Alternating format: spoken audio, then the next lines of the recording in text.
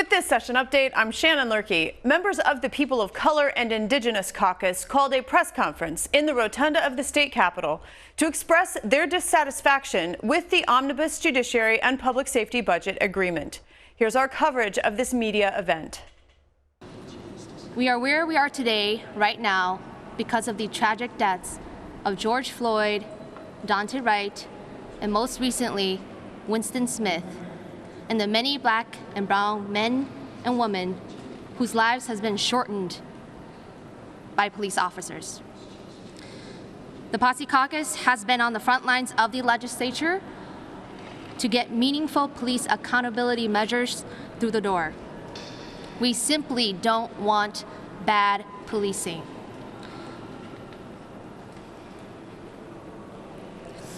We don't want a rigged system that leaves families searching for answers on what happened to their loved ones at a time when we have the global community asking for change to better policing.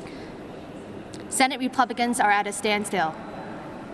As we work for a public safety that places respect and preservation of human life and dignity at the forefront, we have been met with strong opposition from the do-nothing Senate Republicans who want nothing but the status quo.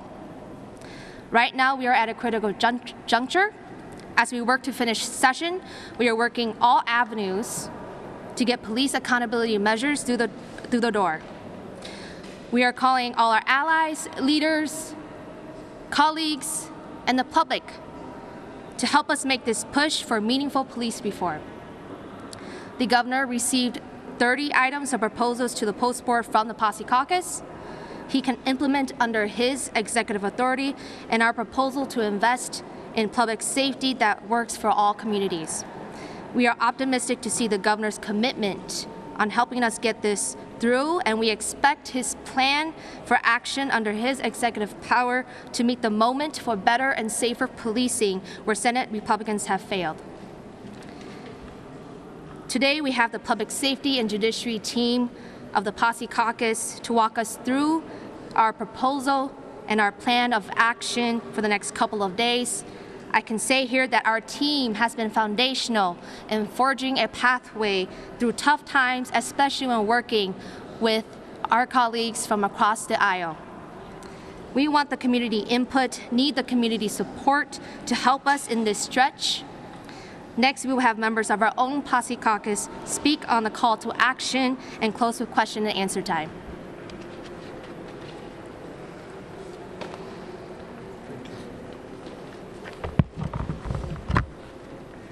It is afternoon. Good afternoon, everyone.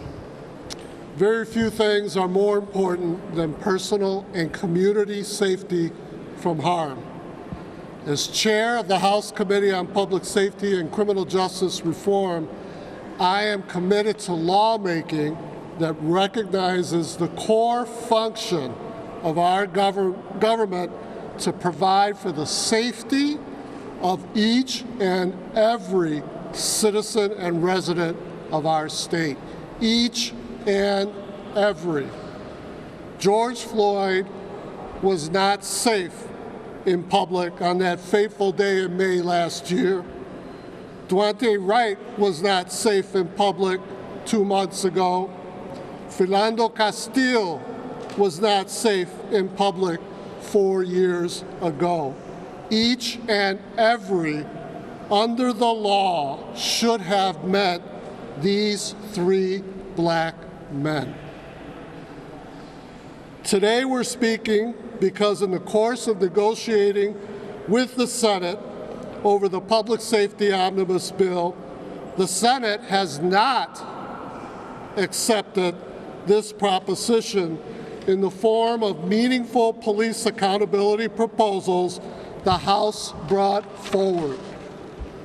We brought accountability reforms for traffic stops, sign and release warrants, wrongful death civil liability limitations, citizen-based review councils, body camera policy changes, regulating no-knock warrants, community decision-making for community-based interventions, and only no-knock warrant changes are presently in agreement in the omnibus bill negotiations. That is not nearly good enough. It's time for the Senate majority to get serious about defending the constitutional rights of each and every human being in Minnesota, and that includes black men and women. The Minnesota House principle is simple but powerful, and one where decent, common sense people agree with us. Good public safety is for everyone. Accountability is good public safety. Good public safety funds law enforcement, and it funds community interventions. Right now, this bill, with all its other good provisions, doesn't achieve this principle. The law needs to be serious about accountability, or it is not serious about public safety. It's time for the Minnesota Senate to get serious and keep its promise for meaningful police accountability.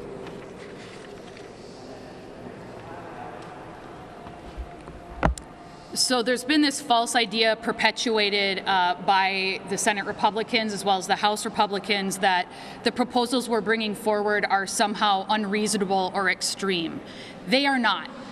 Many of these things are already law in other states, not just blue states, also in red states. And we will be bringing amendments to the public safety bill tomorrow, and those will include the language regarding pre-textual stops, the kind of language that may have protected Daunte Wright. We will be bringing that forward. It is a bill that's been carried by Representative Cedric Frazier, as well as language on sign and release warrants. We have engaged thoroughly with law enforcement to make sure that these things are keeping everybody safe, and they are. They will keep our communities safer. They actually make police safer, but the Senate refuses to listen to that. Finally, we will be bringing an amendment to change the statute of limitations on wrongful death lawsuits to set that at 6 years, like it is for many other things. This is really about making sure that the families who are impacted by police violence have an opportunity to be heard. It is not changing the way that we make those decisions. It's just giving people time to be heard. That is what the community needs and wants from us, and it is completely reasonable that we do that. The Senate has not been able to even hold hearings. They have refused to hold hearings on these things. They have refused to listen to the public, and we have been listening to the public. We are listening to our constituents. Minnesota is ready for these reforms. Our constituents are ready for these reforms, even if the Senate is not, and that's why we will continue to fight for these reforms until they do become law. Thank you. Thank you, Representative Chair, Dr. Finn. I appreciate that. Laying those things out. I'm Cedric Frazier, District 45A State Representative and Vice Chair of the Public Safety Committee. You know, we're here for one reason, plain and simple, because our GOP colleagues in the Senate have failed to act on things they said they would act on. They said that they would put police accountability in this bill, police reform in this bill. They have not done so. This agreement that we have now does not nearly include what we need to make sure that all Minnesotans are going to be safe and make sure that we have a public safety system that is good for all Minnesotans. Unfortunately, what I have to tell you today is that I believe that my GOP Senate colleagues made a political calculation. The calculation that they made is that this narrative of high crime rates, particularly villainizing the city of Minneapolis, but this narrative is one that they believe is going to help them win elections in 2022. So what they've done by doing that is they've put the interest of an election certificate over the interest of protecting lives of Minnesotans.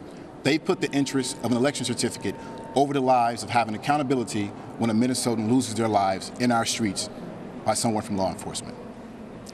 We are not here because we are putting the interest of an election certificate over the lives of Minnesotans. We are here because we've heard from the community, because we've done our job this entire session, and we continue to do our job during this special session. We are here because the community demands that we have accountability and reform. And we will continue to do that in these last few hours of this special session to make sure that we have a final product with the amendments that were just mentioned can be signed into law by the governor and also be adopted by our Senate. We believe these are very common sense measures. As Chair Becker-Finn mentioned, they are in other states, and it has not caused crime to rise. In fact, it has caused crime to go down. We've seen officers be able to focus more on serious crimes when you implement these type of common sense reforms. We've seen more accountability when you implement these types of common sense reform. We're going to do our due diligence, we're going to do our hard work, we're going to keep pushing for the rest of the special sessions, for the hours that we have left, to make sure that we continue to fight to have police reform and accountability. Thank you. Thank you, everyone, for being here. My name is Esther Agbaje. I represent House District 59B, which covers the areas of downtown Minneapolis and parts of the north side. So one thing that many of our communities have been crying out for is police accountability. And despite the work of our members on the Public Safety Committee, this agreement did not have what we need in it. And that is because of the Senate Republicans who have stalled. They have not met us. They have not met the moment. And so we have a bill that leaves out the specific cries of our community for at least the past year since George Floyd and Dante Wright. We are working hard to meet that moment, and we will continue to be working through the amendments that we've discussed. And because this bill is not yet final, we will do all that we can to obtain meaningful police accountability measures that can end up in the final product. All of these measures were discussed on the House floor, and they're similar to the types of measures that we do ask of other licensed professionals. We have stringent rules for doctors, for lawyers, for teachers, cosmetologists, truck drivers, pilots, you name it. And when they do something wrong, there's regulation and rules to hold them accountable, as well as to prevent future harms. But the policing as we know it is killing too many of our neighbors. And if we truly love one another and see each other as neighbors and friends and as one Minnesota, then we must reflect that through this bill. So we can't stop fighting because we all deserve to live in a safe society. And so that is what we will continue to do. Thank you. I'm here again, at the podium again, except for this time I want to make sure that you understand that I choose my words very carefully. So I did notice that Bloris Olson tweeted out John Thompson attacked the governor. Let's be clear, I never attacked the governor. You missed everything that I said. And so I'm going to repeat it again. Please, give me 1 second. I'm going to repeat it again so that you can hear me loud and clear. Because people get mad at my words, I get mad at the actions. Again. So I'm clear what I'm saying. Thousands of the Minnesotans demanded significant police accountability measures to prevent future deaths of Black and brown Minnesotans. These police accountability measures have been unilaterally blocked by our Senate Republicans, none of whom represent the areas that are impacted by poor policing. The POCI Caucus and the DFL legislators have put forth dozens of accountability measures that would ensure all Minnesotans are safe in their communities. If there's no meaningful accountability measures, there would be more tragic deaths, which will likely lead to more protests, which will likely lead to more unrest. The governor has the authority to influence the rulemaking process of this. He has to stand with the average Minnesota who wants police reform. These are common sense police accountability measures, supported by the majority of Minnesota. And surprisingly, police officers support these measures. I would say this though, the status quo is more dangerous than any protester on this doggone earth. And I'll say this again so that Bloris can please share this with your audience. Underinvestments in my community, the underinvestments in education, the underinvestments in housing. I watched the homeless be evicted from outside, right down the street from our state capitol. The underinvestments in jobs and economic development, everything you're underinvesting in puts me in a community full of crime. And then you tell me the only thing we could do is give you more police. I'm not the anti-police politician, and neither are these people. We don't want to defund the police. Can I go on the record saying that I never said, and neither have any of my colleagues, Neither of any one of our colleagues said defund the police. Stop playing politics with our lives. Now, last thing I'll say is don't wait until I'm shot in the head. Don't wait till somebody blow my brains out and Martin Luther King me and my family. Because what I'm saying right now, Martin Luther King was asking for. Investments in the black community. We need more than just police. We need more than just judges and prosecutors. We need strong investments. We have brilliant black kids in our community. I am not somebody who you should fear.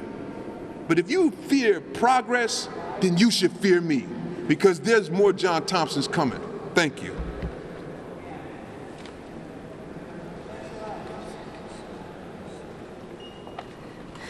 Thank you. I am Patricia Torres Ray. I'm a state senator representing District 63 in the Minnesota Senate. And yes, I want to clarify for you and the public that the Senate Republican majority does not want accountability.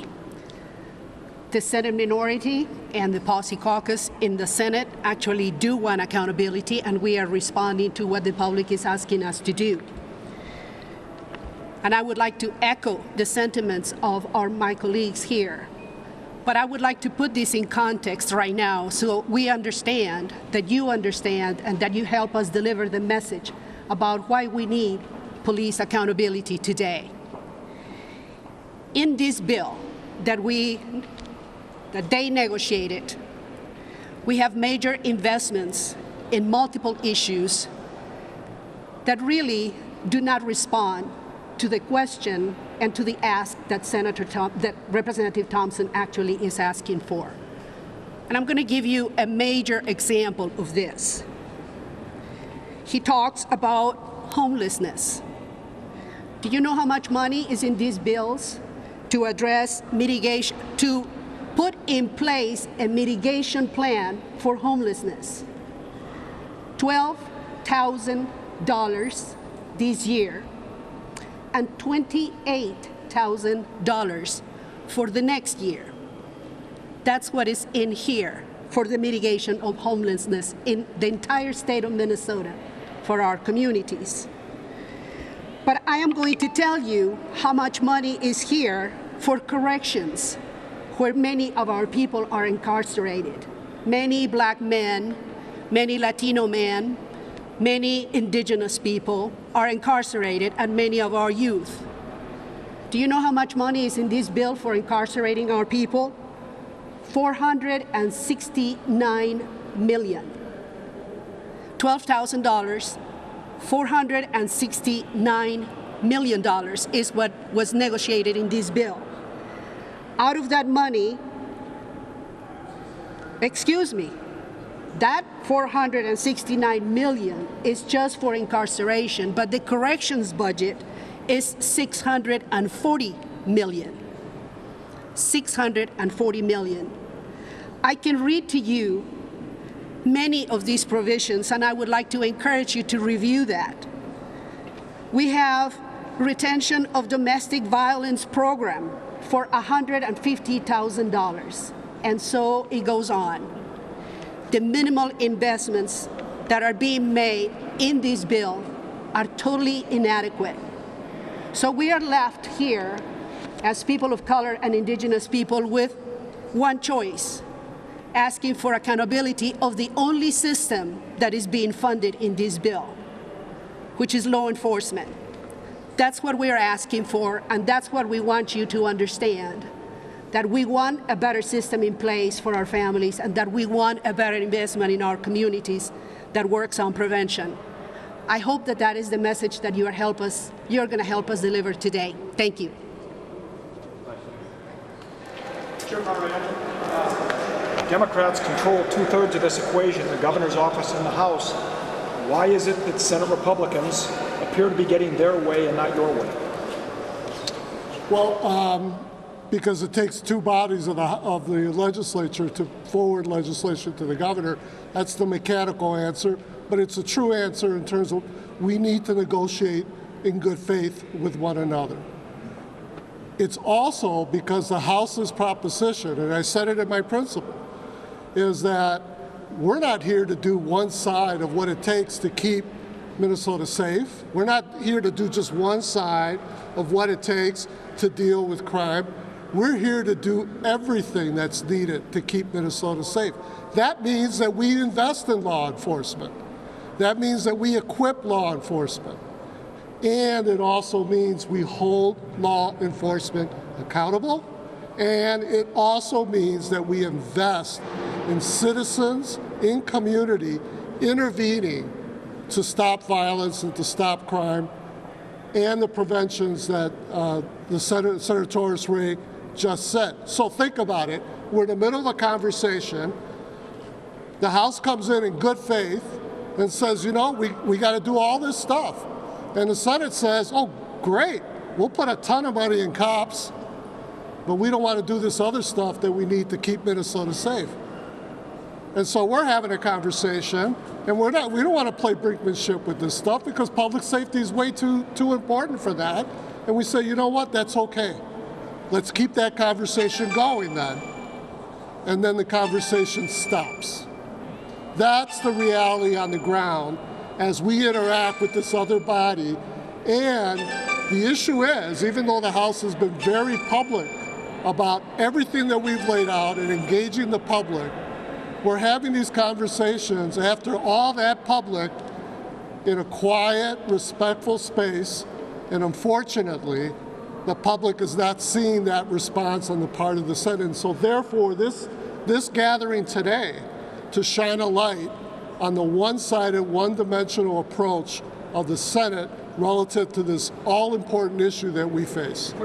Will this come to brinksmanship? How far are you willing to go to hold up the public safety bill? Are you willing to go past the Wednesday deadline? That's a great question for the Senate. All we've been debating are provisions that the House brought forward. Look at the Senate bill. Look at the House bill. Look at the hearings we had at the House. Look at the proposals that we brought in. Look at a Senate that didn't even have one hearing on the preeminent issue of our day. Not one. So ask the Senate that question. We are prepared to do what we need to do to save the lives of Minnesotans.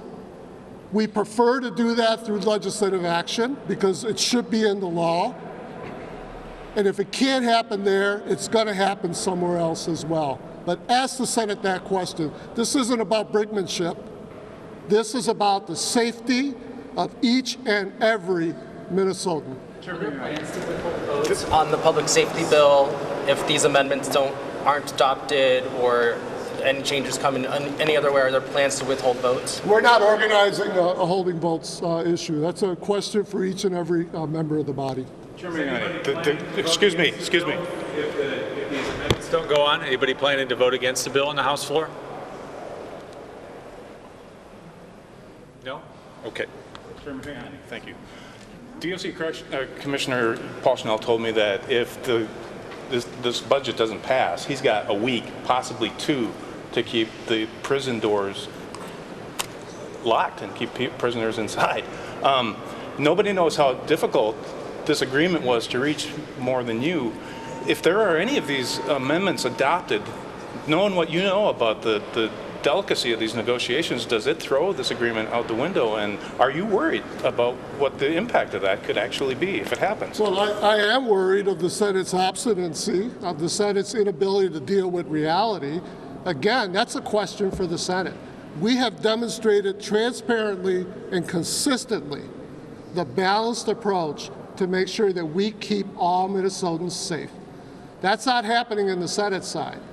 You know, if they want to play brinkmanship in order to whatever, you know, which results in Minnesotans not being safe because we're not investing in communities, because we're not holding police officers who are killing our citizens on routine traffic stops, that's for them to answer. Chair Mariani, are there any of these proposals that got the support of the chiefs and sheriffs and NPPOA and still didn't get Senate Republicans? I would say this. My door in our committee and our committee members has always been open to law enforcement. We don't legislate onto people, we legislate with our people, and that includes the professionals in our law enforcement community. We have held steady, constant conversations with them up to this day. We've made progress in terms of changing the nature of that list of proposals that I laid out. Many of those changes are informed by the professionals in law enforcement who get it, who want to get it right. And so whether they're fully supportive of the proposals in the end, you need to ask them. I'm not going to speak for them. You know, there's got to be a hesitancy because change, you know, is difficult. But this isn't change being done onto, this is change being done informed by. And it's a fair question. I would ask law enforcement on that issue, and I would ask the Senate why they're not having those kind of conversations with law enforcement. It seems irresponsible to me. So if these ideas don't pass as amendments, you would want to see them, the governor act on them with his executive authority. Have you talked to him about that yet, and what has he said? We certainly want to see that, and I'm not going to speak for the governor. We've had some very powerful and meaningful conversations, particularly of late, on this. We've laid out an agenda for the executive branch. They're looking at that super seriously. We're encouraged. We're lawmakers. We prefer to do this through legislation. That's what the people deserve. But you know what the people also deserve? In the end, the result and the outcome, they deserve to be safe. And if it's going to take executive branch action to do that, then so be it. The governor has a responsibility, not to the House, not to the body, not to the Democratic Party, not to the Republican Party. He has a responsibility to the Minnesota State Constitution. We cannot have anyone, including law enforcement, violating the constitutional rights of Minnesotans. That's just not, can we agree on that? And so, it's a great question. It is one of the things that we are pursuing. We are committed to helping Minnesota get to a safe place one way or the other. Just to follow up on Theo's question from before, I want to make sure I understand. Will any of you vote for the bill the way it's presently constituted without the additional reform you're looking for? Do any of you plan to vote for it? It is my bill. I'll be voting for the bill. And I certainly would understand why lots of other folks will not vote for the bill. What about the rest of you? Just a show of hands. How many of you plan to vote for the bill the way it is now? I don't think that's a fair question because that isn't the bill that we'll be passing off the House floor. We have to go through the legislative process. There are amendments filed. There will likely be amendments to the amendments. And we will all be making, as all legislators always do, their independent decisions about the right thing to do in that moment.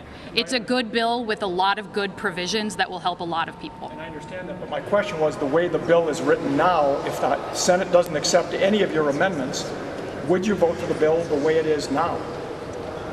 That's the question. Again, as we said before, that's a question for the Senate. We're asking the Senate to step up and meet us in this moment, and that's what we're expecting them to do. Can you walk us through the next 48 hours on this public safety bill? Let's say the House passes a bill that has amendments that include some of these changes, gets sent to the Senate. What happens next? It's up to the Senate. Why did you let this agreement proceed? Did the Speaker intervene here and take it over? I mean, as concerned as you are about the lack of these provisions, why didn't you just keep negotiating? There's still not 100% agreement on the bill. It's quite obviously represented here. There's a lot of agreement on a lot of very important things. We kept the door consistently open. We heard messages from the chair of the other side. I'm done negotiating. Totally unacceptable. We never adopted that posture. And if at some point it's impossible for the chairs to get beyond a certain point, then it's absolutely appropriate for our leadership to engage with one another to see how we keep moving the bill forward, and that's what's been happening. Last question. Did the negotiations, Representative Frazier, Representative Mariani, get taken from you at some point in the last week by leadership and the governor's office to negotiate, or have you always had a voice in the room for every piece of the negotiations? Yeah, we've never not been in the room, never.